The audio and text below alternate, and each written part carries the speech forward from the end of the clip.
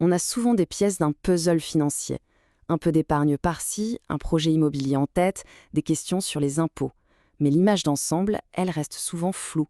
Comment tout ça s'articule vraiment? Aujourd'hui, on va justement essayer d'assembler ces pièces pour y voir un peu plus clair. Cette question, eh bien, beaucoup de monde se la pose. On accumule des placements, des crédits, des projets, mais bien souvent sans une vision globale. Et cette dispersion, ça crée de l'incertitude. Et surtout cette fameuse question qui peut parfois paralyser. Bon, d'accord, mais par où je commence pour vraiment bien faire les choses? Alors, entrons dans le vif du sujet. Avant de faire quoi que ce soit, et surtout avant même de penser à une solution, il y a une étape qui est fondamentale. On pourrait voir ça comme un bilan de santé, mais pour ses finances. L'idée, c'est d'abord de poser un diagnostic clair. L'analyse patrimoniale, c'est précisément ça. C'est une photo nette et sans filtre de l'ensemble de ce qui compose un patrimoine à un moment donné. Ce n'est pas un jugement, c'est un état des lieux factuel qui va servir de fondation solide pour toute la réflexion qui va suivre. Et attention, cette photographie, pour être utile, elle se doit d'être détaillée. Elle ne se contente pas d'un ou deux aspects. Non, elle cherche à capturer une image qui soit vraiment complète. C'est ce qu'on appelle la vision à 360 degrés d'une situation. Concrètement, on regarde quoi? D'abord les flux, les revenus qui entrent, les charges qui sortent. On fait le point sur ce qu'on possède, l'épargne, les placements, l'immobilier, et aussi ce qu'on doit, comme les crédits. La fiscalité, évidemment, c'est un point central, tout comme la protection des proches, la prévoyance. Et le plus important sans doute, on intègre les projets de vie. Parce qu'au fond, ce sont eux qui donnent une direction à tout le reste. Et c'est là que se trouve la vraie valeur ajoutée. Le but n'est pas de faire une simple liste, mais bien de comprendre les interactions. Par exemple, comment est-ce qu'un investissement immobilier va impacter la fiscalité? Comment l'épargne peut-elle servir les projets de demain? Chaque élément influence les autres, c'est un véritable écosystème financier.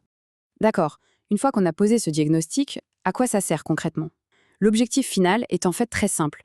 Il s'agit de permettre de prendre des décisions éclairées en toute confiance. Le changement est assez radical. On passe en quelque sorte du brouillard à la clarté.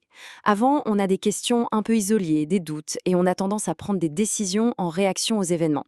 Après, on obtient une vue d'ensemble, des priorités claires se dessinent, et on peut enfin bâtir une stratégie cohérente sur des bases vraiment solides. C'est un point essentiel à retenir. Le but, ce n'est pas de dénicher un produit miracle, c'est de construire une stratégie personnalisée, une stratégie qui repose sur une compréhension profonde de la situation de départ. C'est de cette compréhension que va naître la solidité des décisions futures. Maintenant, parlons d'un piège très courant. Quelle est l'erreur de logique que beaucoup de personnes commettent sans même s'en rendre compte? C'est de se précipiter sur une solution avant d'avoir bien compris le problème. Voilà ce qu'il ne faut pas faire, entendre parler d'un produit financier qui a l'air intéressant et ensuite essayer de voir s'il pourrait coller à sa situation. C'est un peu comme choisir un médicament au hasard à la pharmacie et espérer qu'il soigne le bon mal. On met complètement la charrue avant les bœufs. La bonne approche, c'est donc tout l'inverse. D'abord, on analyse pour comprendre. Ensuite, à partir de là, on définit une stratégie et des priorités claires. Et c'est seulement à la toute fin qu'on sélectionne les outils ou les produits qui sont adaptés pour servir cette stratégie. Alors, si on devait résumer toute cette explication en une seule idée, une seule image simple à garder en tête, ce serait la suivante. L'analyse patrimoniale, c'est le diagnostic, ce n'est pas le traitement. C'est le temps de l'observation, de la compréhension. Parce que sans un bon diagnostic, même le meilleur des remèdes peut s'avérer inefficace ou pire, contre-productif. C'est vraiment l'étape qui vient éclairer et sécuriser toute action future. Ce qui amène à une dernière réflexion. Dans un monde qui nous pousse à agir vite, à saisir des opportunités, on peut se poser la question. Et si la meilleure décision financière qu'on puisse prendre, c'était d'abord de faire une pause? Tout simplement pour y voir clair.